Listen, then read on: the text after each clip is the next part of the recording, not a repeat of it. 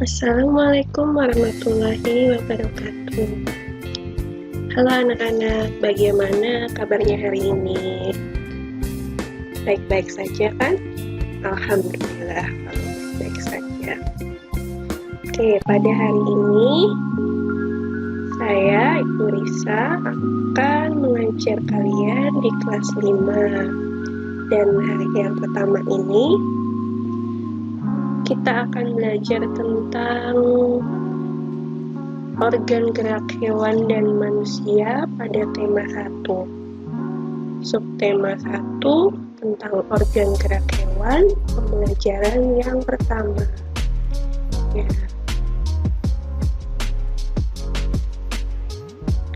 Coba amati. Ini ada gambar apa ya? Ya, betul. Ini ada gambar seekor kelinci yang sedang melompat di sebuah taman atau halaman. Ya, apa yang kalian pahami dari gambar ini? Ya, kelinci itu sedang melompat menggunakan keempat kakinya. Ya, dia bergerak untuk berpindah tempat menggunakan kakinya untuk melompat ke sana kemari. Oke, hari ini kita akan mempelajari tentang organ gerak hewan dan manusia. Maka dari itu kalian perhatikan baik-baik ya.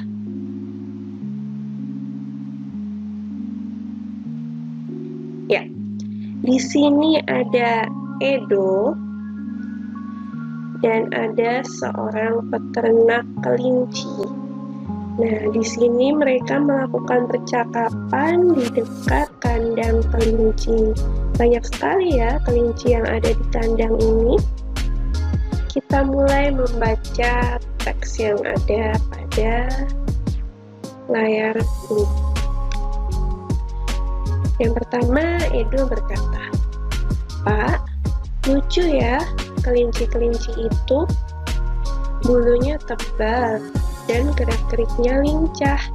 Kenapa kelinci bisa meloncat dan berlari dengan lincah seperti itu ya?" Tanya Edo. Ini namanya Edo ya anak-anak. Lalu si bapak ini menjawab, "Benar, kelinci dapat bergerak lincah karena didukung oleh organ-organ geraknya. Pada dasarnya, organ gerak kelinci serta hewan lainnya hampir sama dengan organ gerak manusia." Ya, jadi organ gerak antara hewan dan manusia itu hampir sama. Tanpa organ gerak, kita tidak bisa melakukan kegiatan apapun. Ya, untuk bergerak, manusia itu membutuhkan organ gerak. Ya, organ gerak manusia yang kalian ketahui apa? Ayo. Ya, kaki. Ya, kaki itu digunakan untuk bergerak, berjalan atau berlari atau bisa melompat untuk berpindah dari tempat satu ke tempat lainnya.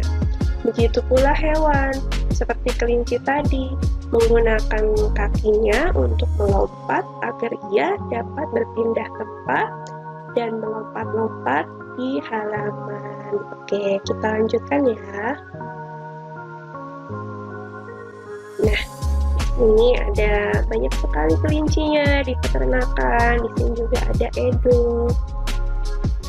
Lalu kita akan membaca.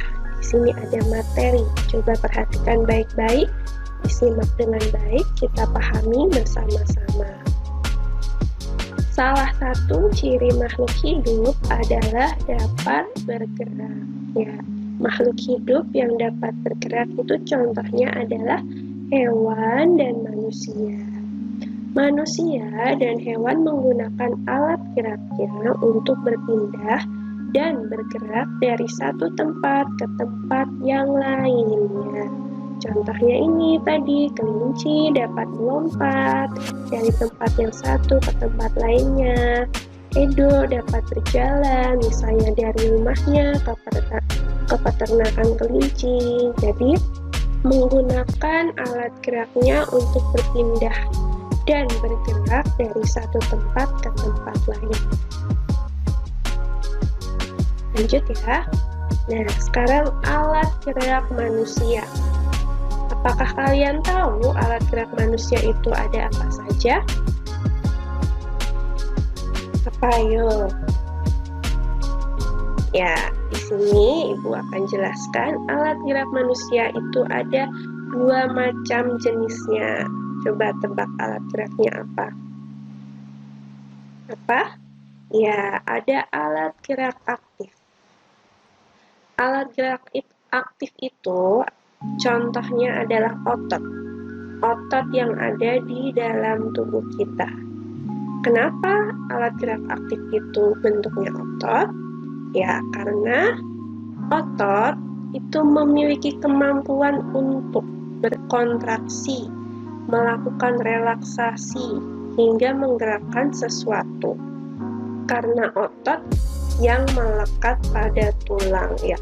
Otot disebut sebagai alat gerak aktif karena ia mampu menggerakkan sesuatu, ya. Jadi tanpa otot, tulang itu tidak dapat bergerak. Jadi fungsi otot sebagai alat gerak aktif manusia itu mampu menggerakkan tulang sehingga dapat berkontraksi, melakukan relaksasi hingga menggerakkan sesuatu.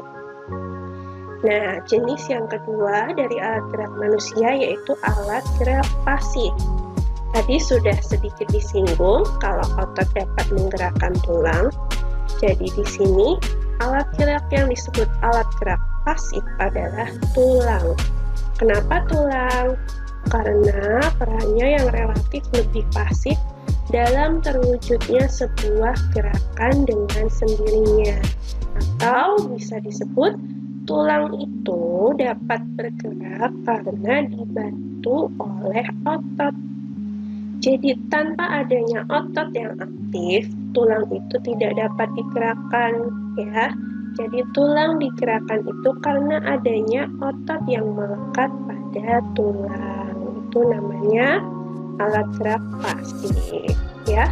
Tadi apa saja alat gerak manusia itu? Ya, ada alat gerak apa? Betul, ada alat gerak aktif dan alat gerak pasif. Ya, kemudian di sini ada sebuah gambar. Contohnya ini gambar lengan dari manusia. Di sini ada gambar tulang dan di sini ada gambar otot, ya. Tulang ini adalah yang warnanya putih ini, ya, tulang dari lengan kalian. Ini ada tulang hasta, ada tulang pengumpil. Terus kalau otot itu adalah yang berwarna merah ini. Ini namanya otot, ya. Kalau yang di atas atau di permukaan itu namanya otot bicep. Lalu yang di bawah itu namanya otot tricep, ya. Jadi otot ini melekat pada tulang ini, anak-anak, perhatikan. Jadi otot melekat pada tulang dapat membantu tulang untuk bergerak sehingga menimbulkan suatu gerakan di mana organ tubuh kita dapat melakukan perpindahan karena adanya gerakan itu, ya. Sudah paham ya? Jadi nanti kalau ada alat gerak manusia itu jenisnya ada apa? Itu ada aktif yaitu bentuknya otot, pasif yaitu tulang, ya. Ingat-ingat ya. Lanjut, alat gerak hewan. Nah, hewan itu macamnya banyak sekali. Jadi masing-masing hewan mempunyai alat gerak yang berbeda. Kalau kita tadi sudah melihat kelinci, dia menggunakan kakinya untuk melompat, bergerak ke sana kemari. Di sini kita akan membahas apa saja. Yuk, simak baik-baik. Nah, terdapat persamaan organ gerak antara hewan dan manusia, yaitu sama-sama saling memiliki alat gerak pasif berupa tulang dan alat gerak aktif berupa otot. Ya, jadi hewan dan manusia sama-sama memiliki tadi alat gerak aktif dan pasif. Yang aktif tadi apa? Ya, yang aktif tadi otot dan yang pasif adalah tulang. Oke, organ gerak terdapat hampir di seluruh bagian tubuh, baik hewan maupun manusia. Organ gerak pada hewan dan manusia biasanya digunakan untuk berjalan, berlari, memanjat, menggenggam, dan masih banyak lagi ya. Jadi organ gerak itu macamnya ada banyak sekali, bisa digunakan untuk aktivitas sehari-hari. Kalau manusia bisa untuk berjalan, berlari, atau mungkin bisa memanjat. Kalau hewan mungkin ada yang sama juga, berjalan, berlari, memanjat, menggenggam, dan masih banyak lagi. Nah, ini ada contoh-contoh hewannya, sebagian dari hewan yang bergerak dengan caranya masing-masing. Yang pertama, yang di atas ini apa tadi? Ya, kelinci. Kelinci menggunakan kakinya untuk bergerak dengan cara melompat. Ya. Yang kedua, ini di sini ada apa? Betul, ini ada ikan. Coba, ikan itu bergerak menggunakan apanya? Apa? Ya, ikan bergerak menggunakan siripnya ini ya, dan ekornya. Untuk apa? Untuk berenang. Jadi ikan bergeraknya itu dalam bentuk berenang di air. Menggunakan apa tadi? Menggunakan sirip dan ekornya. Betul. Selanjutnya di sini ada apa? Ya, ini ada katak. Coba dilihat, ini ada katak yang sedang melompat ya. Dia menggunakan kakinya untuk melompat.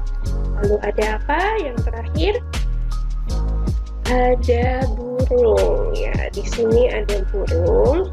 Dia bergerak menggunakan sayapnya. Jadi organ gerak burung adalah sayapnya, sehingga dia dapat terbang. Betul sekali. Jadi untuk hewan geraknya macam-macam. Selain itu juga ada ular yang geraknya menggunakan otot perutnya dengan cara melata ya. Nanti yang lainnya bisa kalian cari sendiri.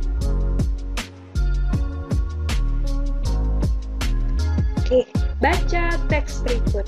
Oke, nanti di sini ada teks, kalian perhatikan baik-baik, simak baik-baik. Kita baca sama-sama. Yuk, perhatikan ya. Ayo membaca. Organ gerak manusia dan hewan, itu judulnya. Salah satu ciri dari makhluk hidup adalah bergerak. Secara umum, gerak dapat diartikan berpindah tempat atau perubahan posisi sebagian atau seluruh bagian dari tubuh.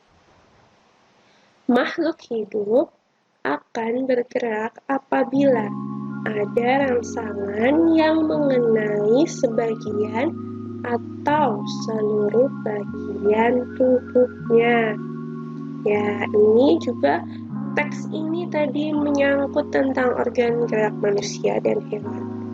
Ya, makhluk hidup akan bergerak apabila ada rangsangan yang mengenai sebagian atau seluruh bagian tubuhnya. Oke. Temukan ide pokok paragraf tersebut. Apakah kamu tahu apa itu ide pokok? Ya, coba di kelas keempat kemarin kalian sudah mempelajari ide pokok atau belum? Coba diingat-ingat, apa itu ide pokok? Ayo. Apa ide pokok? Ya, ide pokok adalah gagasan yang menjadi dasar sebuah paragraf. Ide pokok disajikan ke dalam bentuk kalimat utama. Jadi ide pokok itu ada dalam bentuk kalimat utama. Nama lain ide pokok adalah gagasan pokok atau gagasan utama. Jadi ide pokok itu bisa disebut sebagai gagasan pokok atau gagasan utama, itu sama saja ya. Lanjut. Kalimat utama yang memuat ide pokok ini bisa berada di awal paragraf, di tengah paragraf, atau di akhir paragraf. Nah, ini ada satu paragraf ya. Ini anak-anak, kita lihat, ini namanya satu paragraf. Ini ada alinea yang menjorok ya, namanya satu paragraf.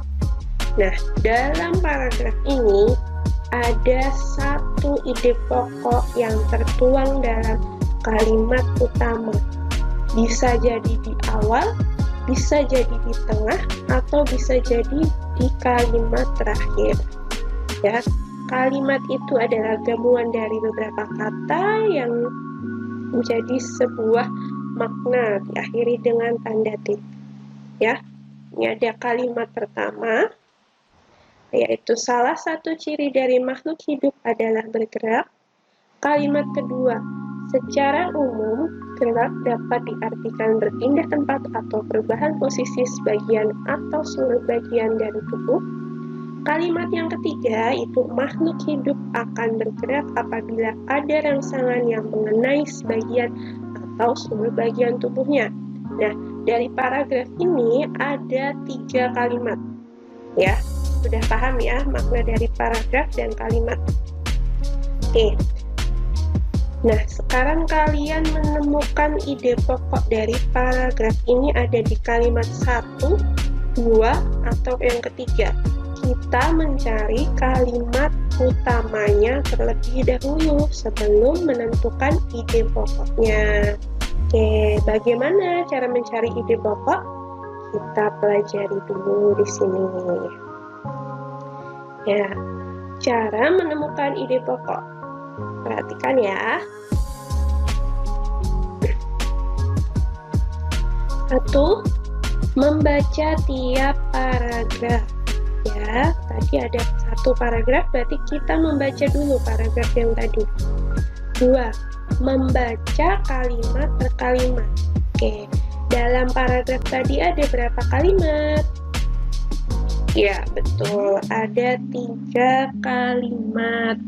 Lalu, selanjutnya ada yang ketiga, yaitu membedakan kalimat yang menjelaskan dan kalimat yang dijelaskan ya. Jadi kalimat yang menjelaskan itu nanti kita bisa menentukan di mana letak ide pokoknya.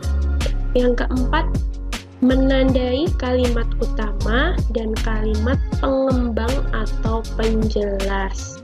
Ya, tadi bagaimana kalau ide pokok itu ditemukan pada kalimat utama. Jadi otomatis kita harus mencari kalimat utama dulu, kemudian kita mencari kalimat pengembang dan penjelasnya.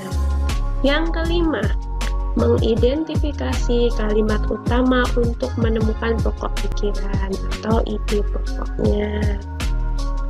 Kalimat pengembang itu adalah kalimat yang merupakan pengembangan dari kalimat utama. Jadi ada kalimat utama. Kalimat utama itu adalah inti dari sebuah bacaan atau paragraf itu sendiri.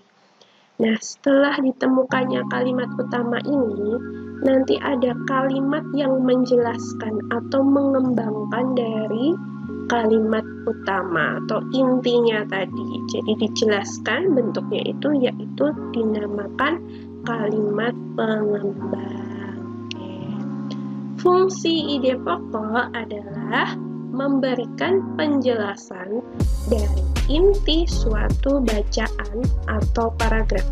Jadi kalau kita membaca, kalau kita sudah mengetahui, oh ini inti bacaannya apa, itu berarti kita harus bisa menentukan ide pokoknya. Kalau ketemu ide pokoknya, kita bisa mendapatkan inti dari bacaan itu. Kalau sudah tahu intinya, nanti bisa kita mengetahui penjelasan atau pengembangan dari inti itu dalam sebuah kalimat pengembang. Oke, sampai di sini paham ya anak-anak? Jadi kalimat utama itu dijelaskan oleh kalimat pengembang. Kalimat utama itu sama dengan inti dari sebuah paragraf atau sebuah bacaan. Oke, paham ya? Nah, ini teks yang tadi. Tadi ada berapa kalimat? Berapa? Ya, ada 3 kalimat dalam satu paragraf ini ya. Ini ada kalimat pertama, kalimat kedua, lalu kalimat ketiga. Ya.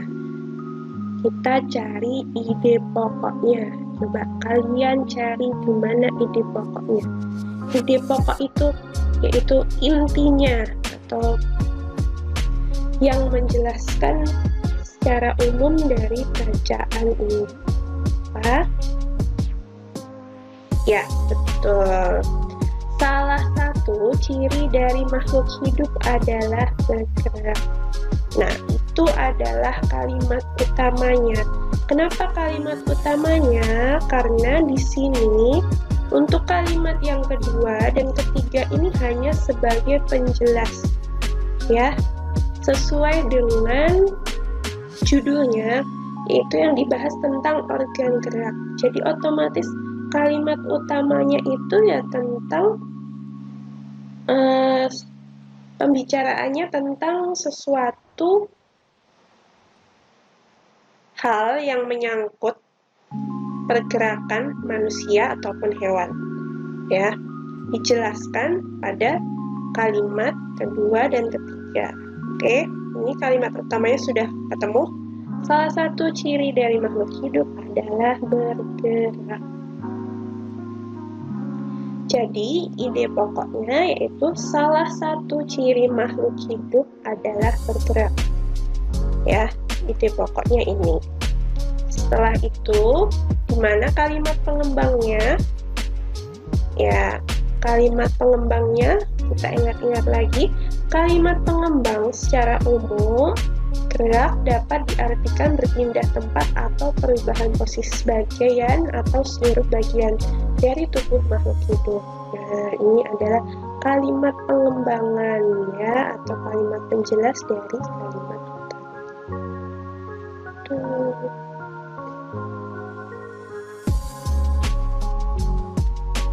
Oke, di sini ada teks tentang organ gerak manusia dan hewan. Nanti dibaca. Setelah itu kalian mencari ide pokok dan kalimat pengembang dari paragraf 2 dan 5. Karena tadi paragraf 1 sudah ketemu ide pokoknya ini dan kalimat pengembangnya ini. Sekarang temukan dari paragraf 2, 3, 4, dan 5. Coba temukan di mana ide pokoknya, di mana kalimat pengembangnya. Nanti kalau sudah ketemu paragraf 2, oh ide pokoknya ini, tulis di sini. Lalu kalimat pengembangnya juga ditulis di sini. Jadi kalian buat tabel seperti ini di buku tugas kalian ya, untuk menemukan ide pokok dan kalimat pengembang dari paragraf 2, 3, 4, dan 5. Ya, ini teksnya.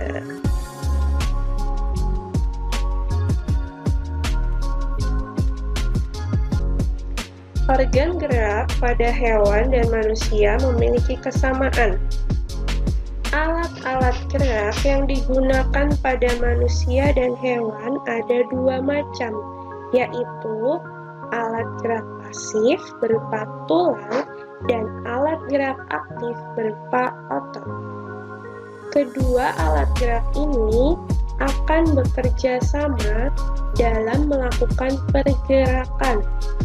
Kerjasama antara kedua alat gerak tersebut membentuk suatu sistem yang disebut sistem gerak.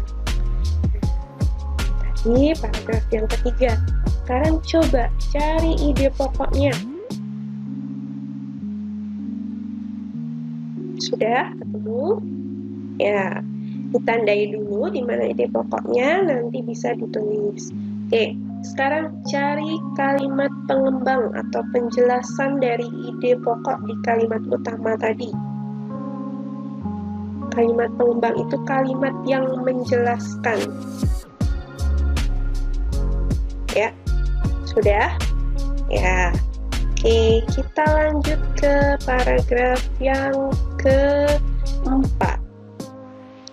Tulang disebut alat gerak pasif karena tulang tidak dapat bergerak dengan sendirinya.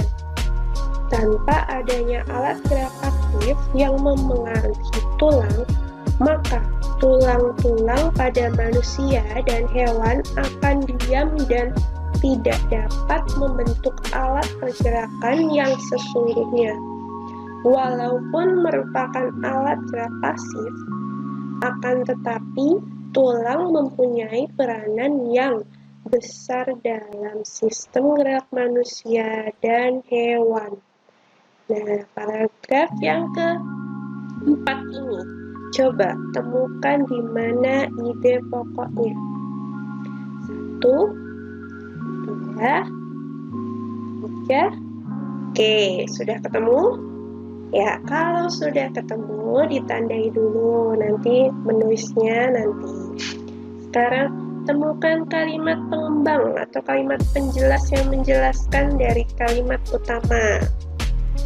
Ya, yang kalimat yang bentuknya menjelaskan itu coba temukan di mana di paragraf 4 ini. Ya, biasanya kalimat penjelas itu bentuknya lebih rinci, menguraikan hal-hal yang belum diuraikan pada kalimat utama. Jadi biasanya lebih panjang, lebih detail. Itu disebut kalimat pengembang atau penjelas. Oke, sudah? Ya, lanjut ke paragraf yang terakhir, yaitu paragraf yang kelima. Oke, kita baca ya. Otot disebut alat gerak aktif karena otot memiliki suatu senyawa kimia yang membuatnya dapat bergerak. Pada saat otot yang menempel pada tulang bergerak, otot tersebut akan membuat tulang bergerak. Ya, ini hanya ada kalimat 1, kalimat 2. Nah, hanya ada 2 kalimat. Jadi gampang sekali. Di mana kalimat utamanya itu berarti ada ide pokoknya. Di mana ada ide pokok pasti lanjutnya hanya sebagai kalimat penjelas atau pengembang. Sudah ketemu ya? Ya, hanya 2 kalimat, gampang banget. Oke. Kalau sudah kalian tandai di mana ide pokok dan kalimat pengembangnya, sekarang kalian tulis di tabel yang kalian buat pada buku tulis kalian. Kalian tulis di mana ide pokok dari paragraf 2 dan kalimat pengembangnya itu apa saja. Lalu paragraf 3, 4, dan 5. Ya, sekarang kalian kerjakan dulu.